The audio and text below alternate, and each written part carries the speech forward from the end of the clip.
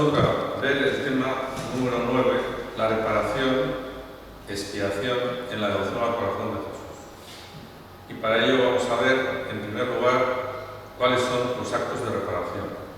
Luego, las maneras de reparar que el propio corazón de Jesús le reveló a Agustín de Carraveral, un jesuita nacido en Hernani del siglo XVIII, y que fue quien propagó la devoción al corazón de Jesús en Euskal Herria. En tercer lugar, veremos la encíclica Miserenissimo Redentor de Pío XI del año 1928, dedicada expresamente a la expiación o reparación. Y en esa encíclica veremos, en primer lugar, la expiación de Cristo, en segundo lugar, nuestra expiación como sacerdotes en Cristo, tanto el sacerdocio ministerial como el sacerdocio regio de todos los fieles, la expiación y reparación en el punto al corazón de Jesús, que explica el Papa Pío XI, consolar a Cristo, luego veremos la pasión de Cristo en su cuerpo, que es la Iglesia, luego la necesidad actual de expiación por tantos pecados que se cometen en la sociedad, y recordemos que la encíclica es del año 1928, pero creo que tiene una actualidad vigente. Y finalmente, el ansia ardiente de expiar. Los actos de reparación. En la noche de Getsemaní, Jesucristo tomó sobre sí la carga de desagraviar al Padre por todos los pecados del mundo, es decir, por el pecado original y por todos los pecados personales. Luego hay el término, el concepto de la penitencia reparadora. Entre las obras de reparación ocupa un lugar singular la penitencia. El término penitencia se puede entender en dos sentidos. Uno, penitencia de corazón, es decir, arrepentimiento y apartamiento de los afectos desordenados del corazón.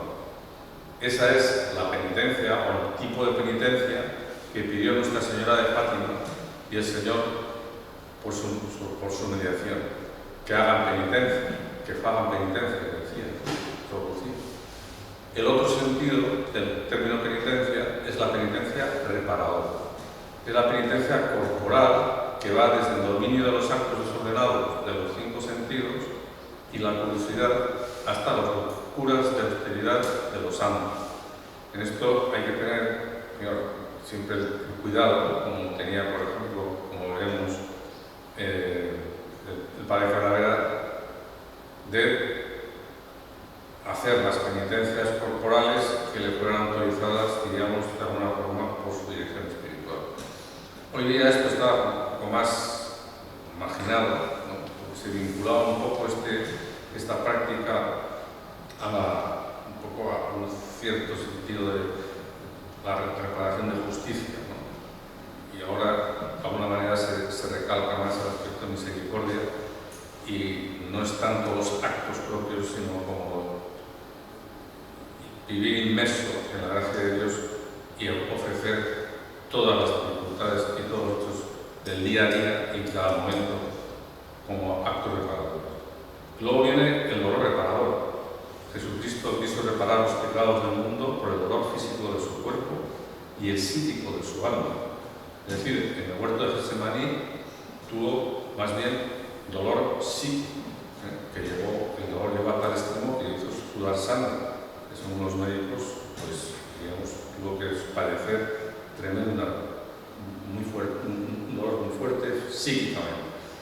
Y luego con la pasión, la flagelación, la corona de espinas, la cruz a cuestas, el ser clavado en la cruz y luego la lanzada, pues con todo ese aspecto, es todo sufrimiento físico corporal. Por ello, nosotros debemos aceptar todo lo que suframos y convertirlo en reparación. Luego viene, como acto de reparación, la Santa Misa reparadora. Entre todas las obras que tienen capacidad de reparar delante de Dios, ninguna es comparable a la Santa Misa, porque en ella el reparador es Jesucristo. Aquí, a mí, sugiere esta idea, me sugiere otra que también suele ocurrir bastante. Es decir, y no solemos ser suficientemente conscientes. Yo he solido participar en algunas celebraciones litúrgicas en las cuales hay misa y también luego se reza, por ejemplo, el rosario, ¿no? Y me hace gracia, o bueno, resulta curioso, que no que me parezca mal, que después del rosario pues, la gente tiene hábito en su casa, después del rosario a veces rezar un Padre Nuestro por las celebraciones del purgatorio. Está muy bien, ¿eh?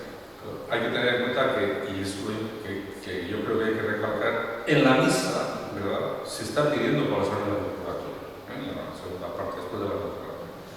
Entonces, aunque esto conviene decirlo porque a lo mejor la gente no lo sabe, pero el momento, diríamos, de máxima petición, de máxima unión con la Iglesia purgante que nosotros podemos tener es precisamente participando en el sacrificio de la misa. Luego está muy bien que si uno tiene el hábito de rezar por la zona del purgatorio, pues está muy bien que lo haga, pero siempre teniendo en cuenta y valorando, pues, y aquí ocurre exactamente lo mismo, me propone hacer muchos sacrificios y preparar mucho, pero si nos unimos a la acción preparada de la misa, digamos, es el acto máximo, ¿eh? O sea, esto es lo que me parece a mí importante recalcar. Y eso es lo que se dice precisamente en el acto de consagración que se hace en el apostolado de oración, hoy Red Mundial de Oraciones del Papa. Para mostrar a la Iglesia el valor de la misa reparadora, tiene concedida indulgencia plenaria a los que hagan celebrar una misa con intención de reparar. Luego, las maneras de reparar que el corazón de Jesús le reveló al padre Agustín de Calaverá.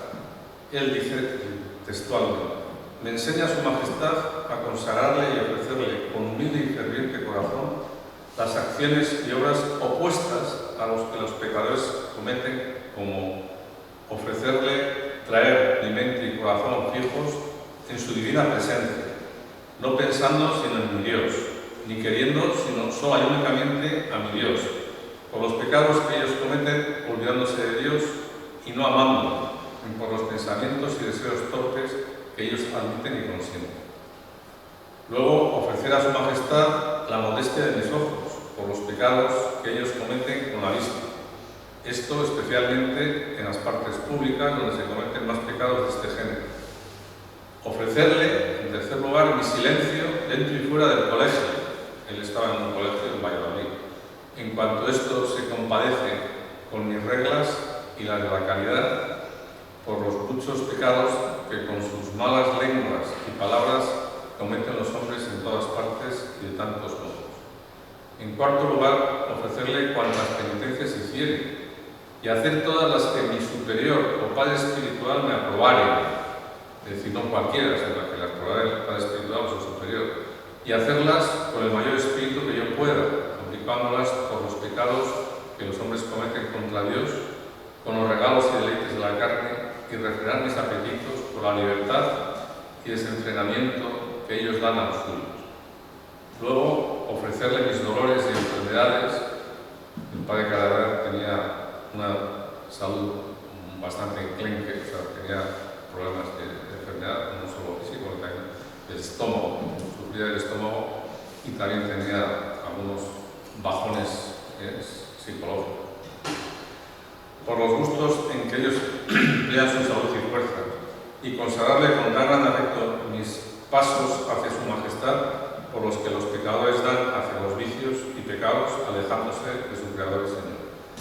También ofrecerle con gran resignación y amor mi vida y cuanto hay dentro y fuera de mí, por los que se rinden al demonio y se le ofrecen por esclavos. Ofrecerle mi vida por cada una de las almas, con deseo cuanto es de mi parte de morir y volver a morir tantas veces cuantas almas peligran en su salvación, deseando perder la vida eterna. Además, ofrecer al Señor mis deseos de seguir a Jesús humilde por los soberbios y ambiciosos, abrazarme con todo afecto a la pobreza de Jesús en todo y por todo, por los avarientos, codiciosos y los que están abrazados con las riquezas del mundo y así de otras virtudes opuestas a su vicio. Y finalmente, ofrecerle todo esto con las mayores verdades de mi corazón, con el mayor afecto, deseo, fervor, espíritu, aliento, pureza de intención y resignación de la voluntad que me sea posible, para contraponerme en todo al estudio y ahínco con que los pecadores ofenden al Señor con todo cuanto tiene. Luego vamos a ver ahora algunos aspectos de la encíclica Miserentissimum Redemptor del Papa Pío XI, que la escribió en 1928, que esta es la segunda encíclica sobre el corazón de Jesús y que trata concretamente sobre la expiación. Y el Papa dice: cuando la caridad de los fieles se entibiaba, la caridad de Dios se presentaba para ser honrado con un culto especial. Aquella forma de devoción con que damos culto al corazón sacratísimo de Jesús, en quien están escondidos todos los tesoros de su sabiduría y de su ciencia. Es una de las letanías del corazón de Dios. Así como en otro tiempo quiso Dios que a los ojos del humano linaje que salía del arca de Noé resplandeciera como signo del pacto de amistad el arco que aparece en las nubes, el arco iris. Así en los turbulentos tiempos de la moderna edad, serpeando la herejía jansenista, la más astuta de todas, enemiga del amor de Dios y de la piedad, que predicaba que no tanto ha de amarse a Dios como Padre, cuanto temerle como implacable juez, el benignísimo Jesús mostró su corazón como bandera de paz y caridad, desplegada sobre las gentes, asegurando cierta la victoria en el combate. Y continúa: a este propósito, nuestro predecesor León XIII, en su encíclica Annus Sacrum, la dedicada a la consagración, admirando la oportunidad del culto al Sacratísimo Corazón de Jesús, no vaciló en escribir: cuando la Iglesia, en los tiempos cercanos a su origen, sufría la opresión del yugo de los Césares, la cruz, aparecida en la altura a un joven emperador, fue simultáneamente signo y causa de la altísima victoria lograda inmediatamente. Y el Papa continúa: otro signo del 13 se ofrece hoy a nuestros ojos, fautísimo y divinísimo, el Sacratísimo Corazón de Jesús, con la cruz superpuesta, resplandeciendo entre llamas con espléndido candor. En él han de colocarse todas las esperanzas, en él han de buscar y esperar la salvación de los hombres. Y ahora vamos a ver los actos de expiación y también el sentido y el significado del tema de la expiación y reparación que explica el Papa Pío XI en la encíclica Miserentissimum Redemptor. A la consagración es necesario añadir otro deber. El Papa se refiere al deber de tributar al Sagrado Corazón de Jesús aquella satisfacción honesta que se llama reparación. Lo primero y principal de la consagración es que al amor del Creador responda el amor de la criatura. A esto se sigue espontáneamente otro deber, el de compensar las injurias de algún modo inferidas al amor increado. Si fue desdeñado con el olvido o ultrajado con la ofensa, a este deber llamamos reparación. Con más apremiante título de justicia y amor, estamos obligados al deber de reparar y expiar, de justicia a la expiación de la ofensa hecha a Dios por nuestras culpas, de amor en cuanto a padecer con Cristo paciente y saturado de oprobio, y según nuestra pobreza ofrecerle algún consuelo. Y continúa diciendo el Papa: a la consagración ha de añadirse la expiación con que totalmente se extingan los pecados. Este deber de expiación incumbe a todo el género humano, pues como sabemos por la fe cristiana, después de la caída miserable de Adán, el género humano, aficionado de la culpa hereditaria, había merecido ser arrojado a la ruina sempiterna. Y ahora vamos a ver cómo trata el Papa la expiación de Cristo, porque hay una cuestión que hay que explicar, cómo es posible, ahora que Jesucristo es plenamente feliz, cómo es posible que se le pueda reparar o aliviar algo que en este momento no parece que tenga sentido. Es el tema clave o central de la encíclica para justificar la necesidad de la expiación ante las dificultades que ponían algunos. Pero ninguna fuerza creada es suficiente para expiar los crímenes de los hombres, si el Hijo de Dios no hubiera tomado la humana naturaleza para repararlo.